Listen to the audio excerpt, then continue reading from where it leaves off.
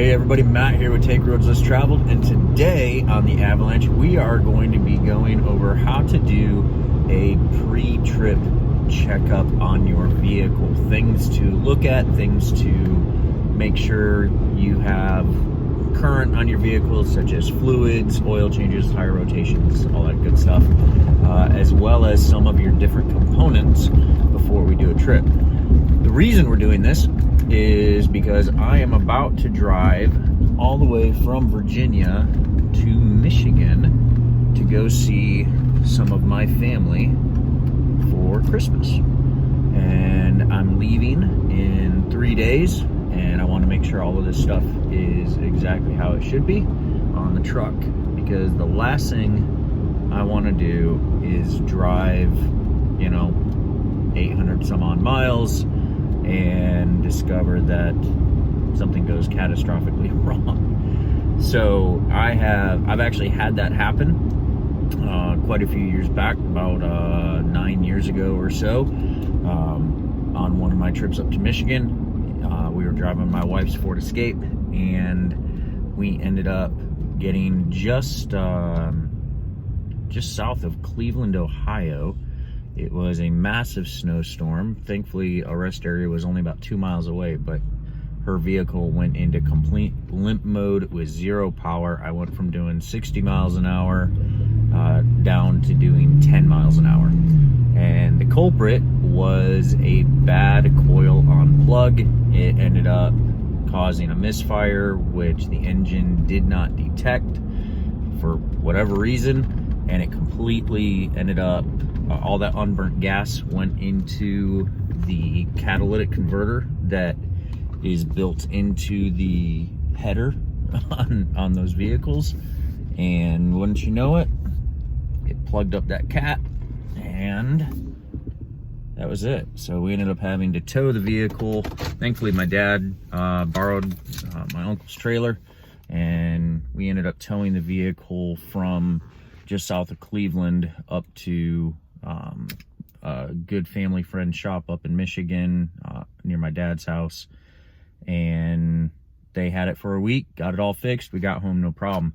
But it's some of those little things that you can do to just take and make sure your vehicle's going to be okay. Now, there's some things you'll never know about, but there's little things you can do to just really try to make sure that you don't run into a situation like that. And that does include pulling one spark plug, an easy access one, and just kind of seeing what it looks like. Are you getting any extra burn on it, or is there any moisture on the tip of it, anything like that? And there's just those little telltale signs for stuff like that. So first thing we're going to do is come into Discount Tire, which is where I'm at right now, and get the tires rotated. So here we go. So this is Raymond. He's pulling my truck into the bay, and they're going to go ahead and do a tire rotation. The other thing they're going to do is they're also going to take and make sure my tire pressures are all at 45 psi. That's a big one when you're going on a trip, especially if you're going into a colder climate.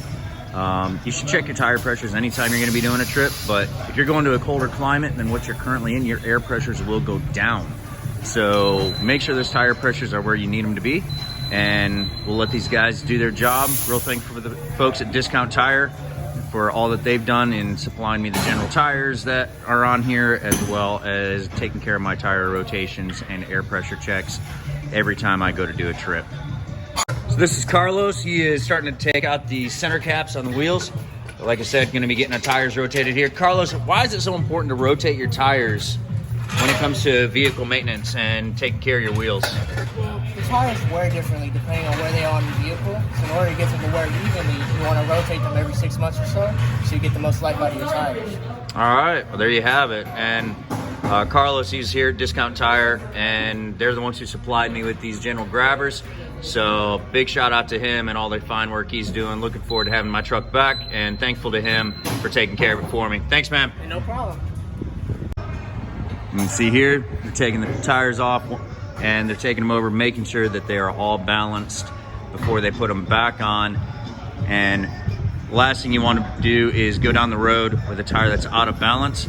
And the reason for that is because you can end up really messing up your wear pattern. You can mess up your suspension and steering components, all those things if you have a tire that's out of balance. So Once again, anytime you have your tires rotated, you should always get that balance checked and make sure everything is top notch and good to go.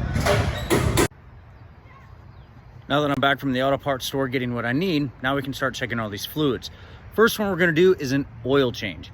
Now, you may say, I don't need to change my oil, I just did. Well, I'm pretty close to it, and it's never a bad idea to check your oil just in case.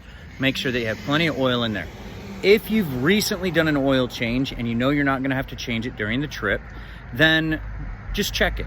And what you're gonna do is you're gonna take your keys, start your vehicle up, and let it run for about a minute to 90 seconds. That's all you gotta do. Turn it off, pull out the dipstick, clean it off with a rag, put the oil dipstick back in, pull it back out, and then check your oil levels. You should have, on most dipsticks, you should have a series of hash marks or even a series of dots right in a row, pretty close to the end of the dipstick. And that's gonna tell you exactly where your oil level is. And that'll tell you if you're good or not. If you're doing an oil change, that's still a real easy job.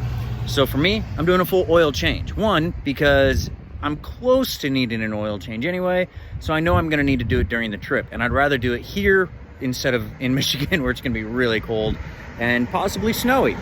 So I've got the truck lifted up on a couple of ramps. I've got one of the back wheels chalked for safety, and I've already got the hood up. You guys can see it right here.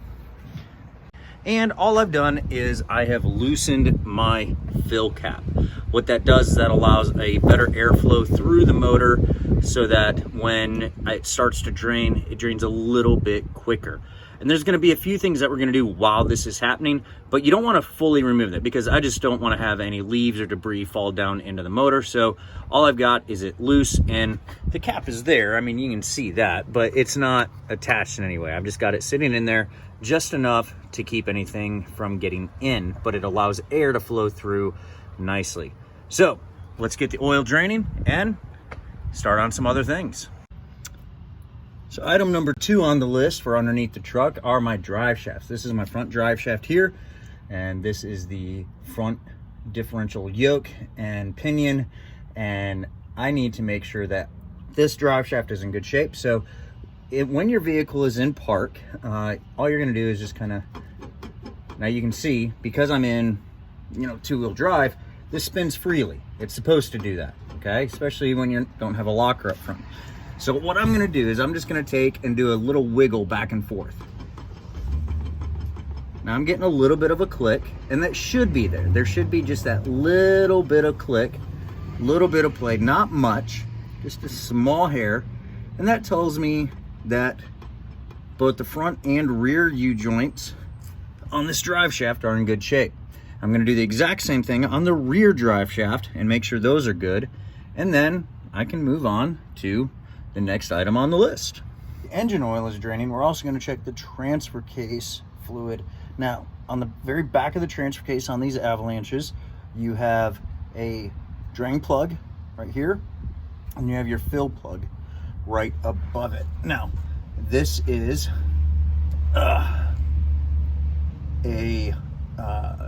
the transfer case on this is a new process 246.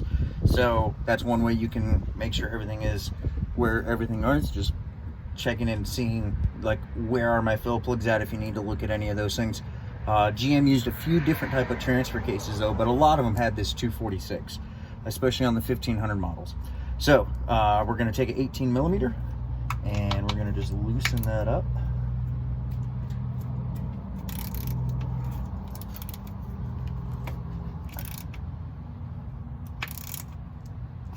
Now, generally you want to check this level, or check your fluid with the truck level.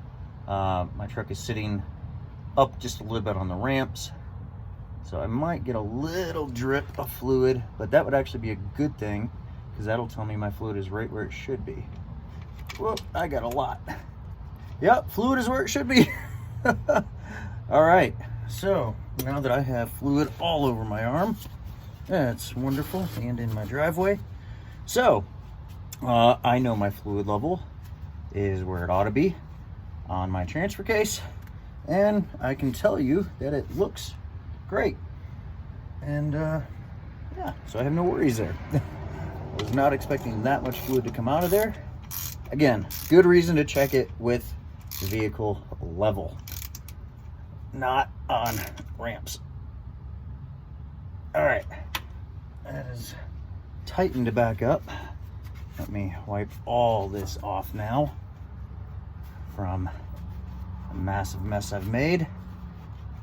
Okay, onto the front diff. So I'm going to be able to show you on the front diff now. This is on the driver's side, a better method than what I had with that transfer case. So on the transfer case, if this were your fill plug on the transfer case, which this is the fill plug for the front diff, you would pull that out. You shouldn't have all that fluid draining out. What you would do, because, well, you would have your truck on a level surface, and you would just reach your finger in there and you should feel fluid right at the base of the hole. And that is gonna tell you whether you have a proper amount of fluid in your transfer case or not. And it's the same with this front diff. So on front diff, you have your drain port, which is right down here. I know you can't really see it, but my finger's right on top of that bolt. That's the drain. This is your fill. Again, this is the driver's side. So we're gonna take our 15 millimeter, get on there and loosen that up.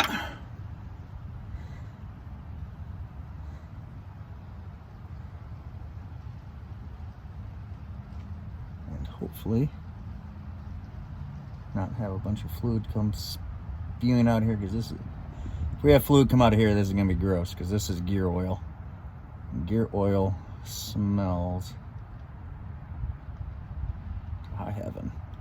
All right, now here's the other thing to look at is the end of your fill plug, because you don't want to see any metal shavings on that at all. But I'm just going to reach in here and I have fluid right where it should be. So clean this washer off with Gojo rag, clean that surface up a little bit, put that small washer back on the plug and tighten all this up. Now, you are supposed to service these fluids. That means actually going in and draining them out and putting fresh fluid in at proper intervals. You can check a service manual for all that, but this is just a pre-trip check. If you're doing all of your maintenance, your pre-trip checks go pretty quickly because you're not having to actually service everything. It's just a check. Now, since we're at the front end, what we're also going to do is we're going to grease all of our steering and suspension zerks. I don't know how well you guys can see this, so let me move this just a little bit. So right here is a zerk fitting. That is a grease port, and what that allows me to do is add grease into my steering system. You have these on your upper and lower ball joints. You also have these on your tie rod ends, and then you also have them on your different steering components such as your idler arm, those types of things. So we're also going to grease all of those up and make it so that all of those components are functioning properly the way they should for driving down the road and all those swell and wonderful up and down movements that your suspension and steering encounters. So we'll do that, and then we'll move to the back of the vehicle. All right, next up is the rear differential. Now, this is obviously the yoke and pinion for the rear diff. We've already checked the drive shaft by trying to wiggle it, which really can't at this moment. Not a big deal, but we need to check our fluid level. And that is pretty easy because it's just this little plug here. And GM just made it a 3/8 fitting. So we're just gonna put our ratchet in there and loosen that up.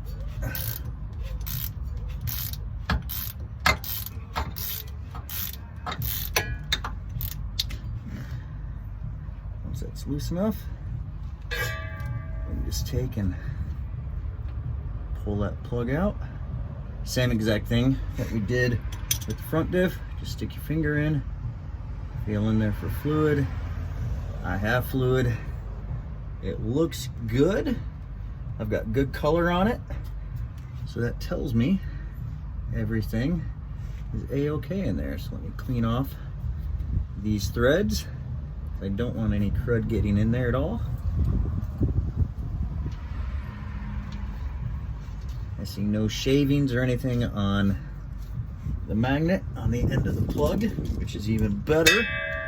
Ooh, sorry about that. Now, just tighten this back up.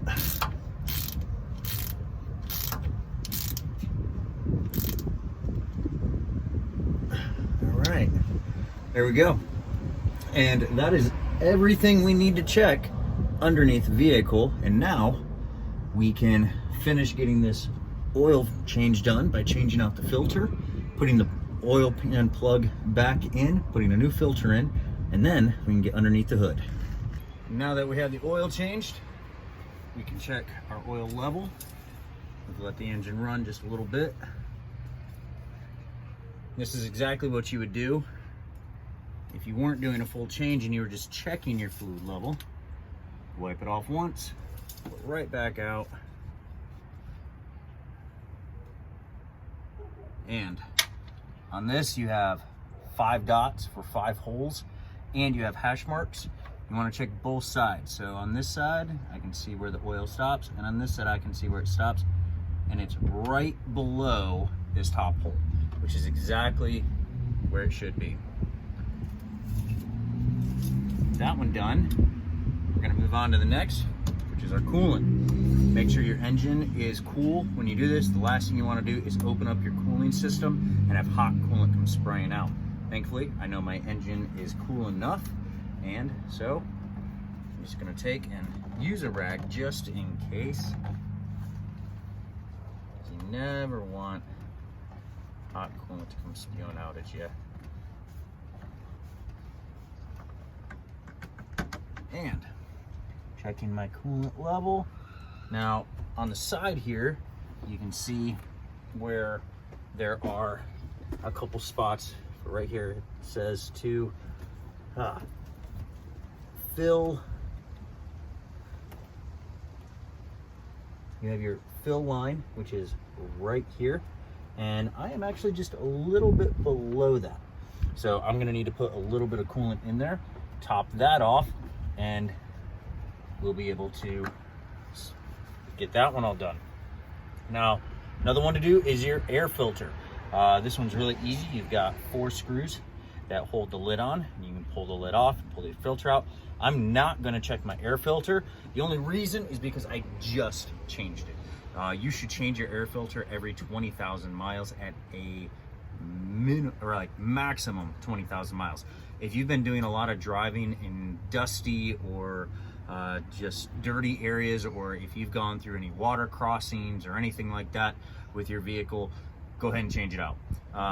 I changed this out just last month, so I'm not concerned about changing out my air filter. I don't even need to check it, but normally I would. Normally I would pull this air filter out, I would make sure it's clean. I would look at my maintenance records to see when the last time I changed my air filter was, so that I could make sure to have it up to date and a clean one in there. But I know this one's clean, so I know I'm good to go here. So next, we're gonna move to the other side of the engine and check a couple other fluids. Right here we have our brake fluid. This is DOT3 fluid. I'm just gonna pull that cap right off of there. Take a look inside and see how this is looking. That is nice and clean, nice and clear. It should be, because only last year I replaced this entire Hydro Boost, and I am right where I should be on my levels, so I'm good on my brake fluid. With the brake fluid checked, now we're going to check our windshield washer fluid. Now, some people think, oh, it's not a big deal, you can just add water to it. Well, if you're going into colder climates, water can freeze and you can burst your tank. Then you have no way of cleaning off your windshield without just grabbing a handful of snow or anything like that. So this is actually a great thing to check. And I'm just gonna check down, and I'm pretty much full, which is great. So I don't even need to top it off. If you do need to top it off, make sure you get an all-season windshield washer fluid. It keeps it from freezing. It works in the summer and the winter, and it's just a great idea to make sure that's topped off, especially before a long trip, because it's nice to be able to see out of your windshield and have no concerns. And now we're moving down onto the driver's side of the engine on this 5.3 liter, and we're checking our power steering fluid. Now, the power steering is connected to that hydro boost, and we're going to do the same thing we did with our oil. I can see right here, my cold line mark is here. This is my add line, and I'm sitting just above my cold line mark in where that dampness is at. So there we go. You can see here, here's your add line, here's your cold mark. Because I've ran my engine and it's a little warm, my fluid was sitting just above it, which is perfect.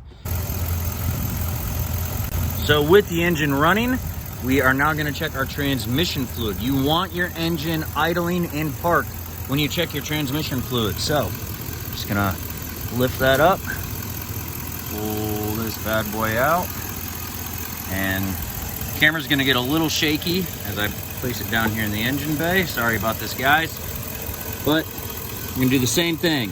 I'm gonna wipe it off once, run it all the way back in, pull it back out, and we're gonna check our levels.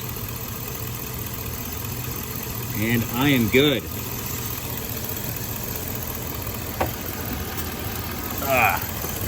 Again, apologize for the shakiness on that. I had to set the camera down. With the engine running, just everything vibrates. So that is all of our fluids, but we still have one more thing to check, and that is a spark plug. And on these 5.3s, the easiest one to do is our number 2 plug, which is this front plug on the passenger side. With the engine warm, it's gonna be real easy to get out, but we still need to be a little bit careful. So let's get it done. All right, so as I said, we're just gonna undo this number 2 plug. So we're gonna start by just giving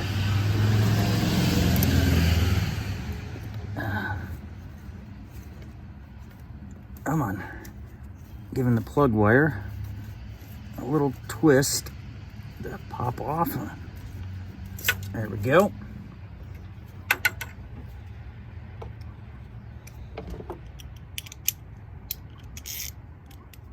Now I can get in with my ratchet.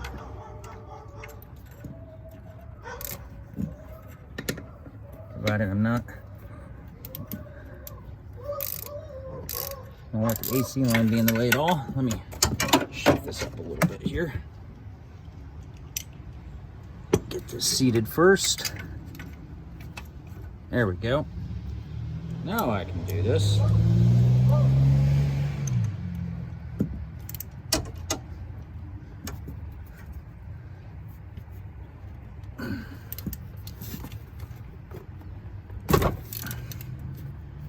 And as my camera starts to fall, there we go.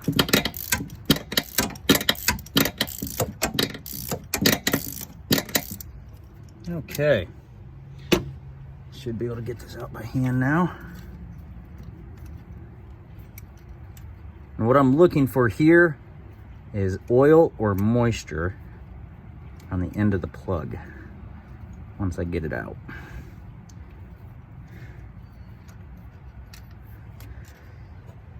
Pull this plug out, and everything looks really good on it. She's nice and dry. There's no oil. I've got a good burn score on it. Everything, electrode on it looks good. So we're just gonna go and pop that sucker right back in. We'll call it good. Love it when it all comes together like it should. Biggest thing on spark plugs when you're putting them back in, don't cross thread them. Don't ever use an impact or any type of power tool. Always put them in with simple hand tools and torque them to spec, because otherwise really bad things can happen, like a cracked plug. and you break the ceramic, and that's just a really, really bad day for you. I don't want that to happen to you. You don't want that to happen to you. So don't do it.